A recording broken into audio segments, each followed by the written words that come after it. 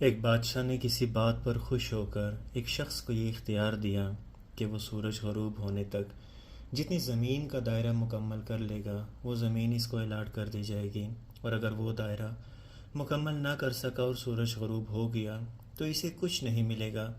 یہ سن کر وہ شخص چل پڑا۔ چلتے چلتے ظہر ہو گئی تو اسے خیال آیا کہ اب واپسی کا چکر شروع کر دینا چاہیے، مگر پھر لالچ نے غلبہ پا لیا اور سوچا کہ تھوڑا سا اور آگے سے چکر کاٹ لوں۔ پھر واپسی کا خیال آیا تو سامنے کی خوبصورت پہاڑ کو دیکھ کر اس نے سوچا کہ اس کو بھی اپنی جاگیر میں شامل کر لینا چاہیے۔ الغرض واپسی کا سفر کافی دیر سے شروع کیا۔ اب واپسی میں یوں لگتا تھا جیسے سورج نے اس کے ساتھ مسابقت شروع کر دی ہے۔ وہ جتنا تیز چلتا پتہ چلتا سورج بھی اتنی جلدی ڈھل رہا ہے۔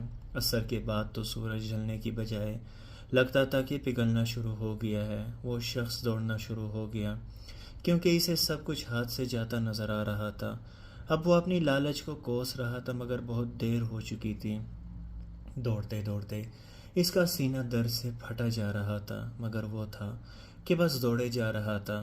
آخر سورج غروب ہوا تو وہ شخص اس طرح گرا کہ اس کا سر اس کے سٹارٹنگ پوائنٹ کو چھو رہا تھا، یعنی کہ جہاں سے اس نے دائرہ شروع کیا تھا، اور پاؤں واپسی کے دائرے کو مکمل کر رہے تھے۔ یوں اس کی لاش نے دائرہ مکمل کر دیا۔ جس جگہ وہ گرا تھا اس جگہ اس کی قبر بنائی گئی، اور قبر پر یہ تحریر لکھی گئی جس پر لکھا تھا، اس شخص کی ضرورت بس اتنی ساری جگہ تھی جتنی جگہ اس کی قبر ہے۔ اللہ پاک نے بھی اسی طرف اشارہ کیا ہے قرآن پاک میں کہ وَالْعَصْرِ إِنَّ الْإِنسَانَ لَفِي خُسْرٍ۔ آج ہمارے دائرے بھی بہت بڑے ہو گئے ہیں۔